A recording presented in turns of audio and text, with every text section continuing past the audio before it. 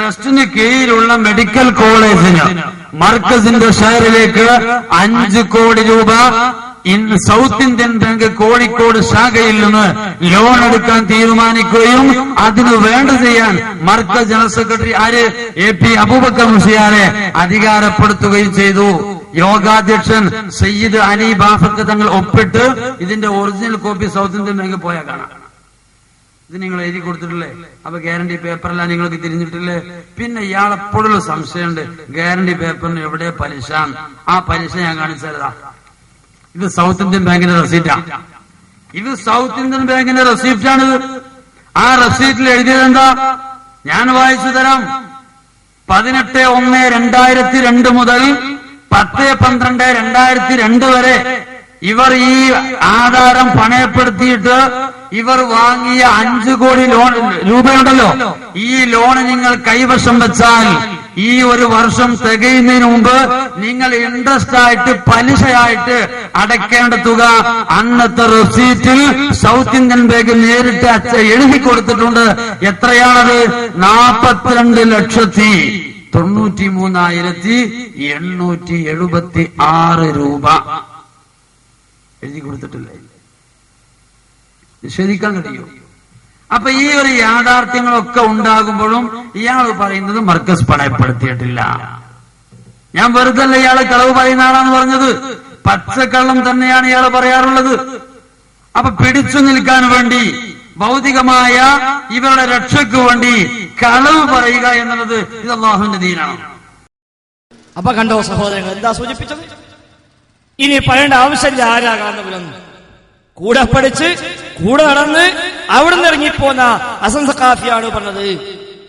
പലിശക്ക് പണമെടുത്തു എന്ന് മാത്രമല്ല, ഇല്ല പറയുകയും ചെയ്തു. അങ്ങനെ പച്ചക്കള്ളം പറയൽ അയാളുടെ ശൈലിയാണ് എന്ന് അത് കണ്ട് ബോധ്യപ്പെട്ടു പോന്ന ഹസൻ സഖാഫിയാണ് പറഞ്ഞത്. അപ്പൊ ഈ രൂപത്തില് അന്യായമായ സമ്പാദ്യങ്ങൾ മയ്യത്ത് വിറ്റിട്ടും അല്ലാതെയുമൊക്കെയായി വാരിക്കൂട്ടി സ്വസ്ഥമായി സുഖമായി ഈ ഭൗതിക ലോകം അനുഭവിച്ചു തീർക്കാവുന്ന തീരുമാനമാണോ എന്നറിയില്ല. ആ രൂപത്തിലാണ് പ്രവർത്തനങ്ങൾ കാണുമ്പോൾ ചിന്തിക്കുന്നത്. എന്നിട്ട് അതൊരു വമ്പായിട്ട്, അതൊരു പോലീസിയായിട്ട് അപ്പസിംഗിയാണ് പറഞ്ഞത്. ഇപ്പൊ കുറച്ച് ആൾക്കാർ ശട്ടം കെട്ടി ഇറക്കിക്ക. അതിൽപ്പെട്ട ഒന്ന് അവിടെ വന്നത് വഹാബ് സഖാഫി. ഞാൻ കാണിച്ചിട്ടുണ്ട് ഓൻ എന്താ സാധനം കാണാൻ വേണ്ടി. ഇങ്ങനെ 4 എണ്ണം ഇങ്ങനെ ഇറക്കിക്ക. ഓലിങ്ങനെ നാട് നീളെ ഇറങ്ങ ആരാകാന്തപുരം എന്ന് ചോദിച്ചിട്ട് ഓലിങ്ങനെ അപ്പുറത്തുമിന്റെ ഏറനഗറിൽ വന്നു, വേങ്ങര വന്നു, അച്ചനമ്പലത്ത് വന്നു, ചേറൂര് വന്നു, കച്ചേരിപ്പടിയിൽ വന്നു, ഊരകം കുന്നത്ത് വന്നു. ഇങ്ങനെ ഈ ചുറ്റുഭാഗത്തൊക്കെ ആയിട്ട് ഇപ്പൊ ഇങ്ങനെ 2 ആൾക്കാരെ കാര്യമായിട്ട് ഇവിടെയും കച്ചേരിപ്പടിയിലും ചങ്ങായ വന്നത്, ഊരകത്തും വേങ്ങര അവസ്ഥാനിലും പത്തപ്പിരിയ മൂലര വന്നത്, ചേറൂരും അച്ചനമ്പലത്തും കീഴത്തൊരു മാസ്ത വന്നത്. ഇങ്ങനെ ഒരു 3-4 ആൾക്കാർ ശട്ടം കെട്ടിയിട്ട് ഓരിങ്ങനെ നാട് നിലപ്പ ഇതും പറഞ്ഞോട് ദിക്ർ ചെല്ലമായി ചെല്ലിക്കൂടെ എടുക്കുക. ആരാകാന്തപുരം എന്താ വർക്കസ് അതിങ്ങനെ ചൊല്ലി പറഞ്ഞ് അതിന്റെ പോലീസും പറഞ്ഞെടുക്കുക. ആ പറഞ്ഞ കൂട്ടത്തിൽ എന്താ പറഞ്ഞത്? സ്വാഭാവികമായും ആളുകൾ ചോദിക്കാവുന്ന കുറച്ച് സംശയങ്ങളുണ്ട്. അതായത് സാധാരണ ആലിമീങ്ങള്, ദീനിന് വേണ്ടി പ്രവർത്തിക്കുന്ന ആളുകള്, അവർക്കൊരു ശൈലിയുണ്ട്, അവർക്കൊരു രീതിയുണ്ട്. ദുനിയാവിന്റെ പിന്നാലെ പോകുന്നവരല്ലവര്. ഭൗതിക താല്പര്യങ്ങൾ, നേട്ടങ്ങൾ വെച്ചു പുലർത്തുന്ന ആളുകളല്ല യഥാർത്ഥത്തിൽ ആഖിറം ഉദ്ദേശിക്കുന്ന ഇസ്ലാമിന്റെ പണ്ഡിതന്മാർ. പക്ഷേ ഇയാളെ ശൈലി അങ്ങനല്ലല്ലോ എന്ന് ആരെങ്കിലും ചോദിച്ചേക്കാമെന്ന് കരുതി അതിനും കൂടി ന്യായം അഡ്വാൻസ് ആയിട്ട് പറഞ്ഞു കൊടുക്കാൻ പോലെമാര്. അപ്പൊ ഏറ്റവും വലിയ ടോപ്പ് വണ്ടി, എല്ലാ സൗകര്യങ്ങളും ഇതൊക്കെ ഇയാൾക്കുണ്ടല്ലോ, ഇതൊക്കെ യഥാർത്ഥ ആലിമിന്റെ ശൈലിയാണോ എന്ന് ചോദിക്കുമെന്ന് കരുതി അഡ്വാൻസ് ആയിട്ട് മുസ്ലിയാക്കന്മാര് അങ്ങോട്ട് ന്യായികൾ ചൊപ്പിക്കുക. ആ ഭാഗം കൂടി നിങ്ങൾ കേൾക്കുക. പത്തപ്പിന്റെ മുസ്ലിയാര് പറയുന്നു, അന്ന് കൊടുക്കാൻ ഉദ്ദേശിച്ച കണക്കും കഴിയില്ലാന്ന് കൊടുക്കും. അങ്ങനെ ഏക്കുസ്ഥാന് കാറ് കിട്ടുമ്പോ എന്തിനാ വേണ്ടാന്ന് പറയേണ്ട ആവശ്യം? ഉസ്താദ് ആ കാറ് പോവാൻ. പിന്നെ നമ്മൾ പറയും, ഏക്ക് പോകുന്ന കാറ് 18 ലക്ഷത്തിന് കാറാ. അപ്പൊ ബുദ്ധിയുള്ളവർ മനസ്സിലാക്കാൻ എന്തായാലും AP പോകുന്ന കാറിന് 18 ലക്ഷത്തിന്റെ ഉപ്പ് വരണ്ടെങ്കിൽ അപ്പൊ ഇതിന്റെ ഉള്ളിലുള്ള ഏപ്പിന്റെ വിലത്തിന് ഏപ്പിന്റെ വില മനസ്സിലാക്കട്ടെ. അപ്പൊ ഞാൻ പോണ കാറുകൾ എന്ന കാറുണ്ട്, എന്റെ ഇൽമിനും വയസ്സിനും തക്കുവൊക്കെ വെച്ചിട്ടുണ്ട്. ഒരു കാറിനെ പിൻക്ക് വയ്ക്കുള്ളൂ. അപ്പൊ AP ഉസ്താദിന് ആ 18 ലക്ഷത്തിന്റെ കാറാണെങ്കിൽ ഉസ്താന്റെ വില എത്ര? അപ്പൊ AP ഉസ്താദിന് ആ 18 ലക്ഷത്തിന്റെ കാറാണെങ്കിൽ ഉസ്താന്റെ വില എത്ര? തിരിഞ്ഞോളൊന്നുമില്ല. അല്ല ഖുർആനിൽ പറയാണ്. അതുകൊണ്ട് തന്നെ അഭിമാനത്തോടു കൂടെ കാന്തപുരം ഉസ്താദ് മൊബൈൽ ഫോൺ കൊടുത്തിറങ്ങി.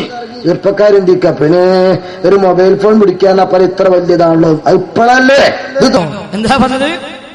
18 ലക്ഷത്തിന്റെ കാറിൽ പോണുണ്ടെങ്കിൽ അപ്പൊ AP ഉസ്താദിന്റെ വില എത്ര ഉണ്ടാവുന്ന? അത് മരിച്ചാരെ നമുക്ക് എത്ര ഉണ്ടാവും എന്നുള്ളത്, മരിച്ചാരെ അത്ര ഉണ്ടാകാന്ന് ഞാനും കിട്ടും. അപ്പൊ മനസ്സിലാക്കുക, വെക്കണ പെട്ടിന്റെ വലിപ്പം നോക്കിയാൽ മതി. അപ്പൊ ഈ കോലത്തെ ന്യായീകരിക്കാം. എന്നിട്ട് അതിനായത്ത് പരീക്ഷയ്ക്ക് പൈസ എടുത്തിട്ട് മയ്യത്ത് വെച്ചിട്ട് ഒക്കെ പണം ഉണ്ടാക്കിയിട്ട് അതിലൂടെ കാറ് വാങ്ങിയിട്ട് പറയാ നല്ല കൊടുക്കാൻ വിചാരിച്ച എന്താ കാട്ടുക? അതിന് മൊത്തം സിംഗിടിയാണ്.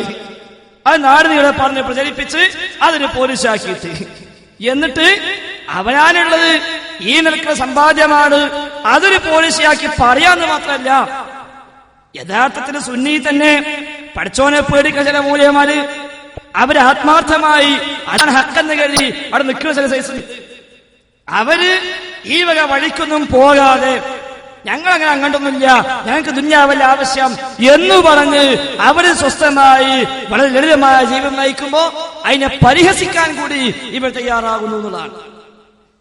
ഇവരും ഈ കേസും തമ്മിൽ ചില സ്ഥലത്തൊക്കെ അങ്ങോട്ടും ഇങ്ങോട്ടും ഗണനം നടക്കുന്നുണ്ട്.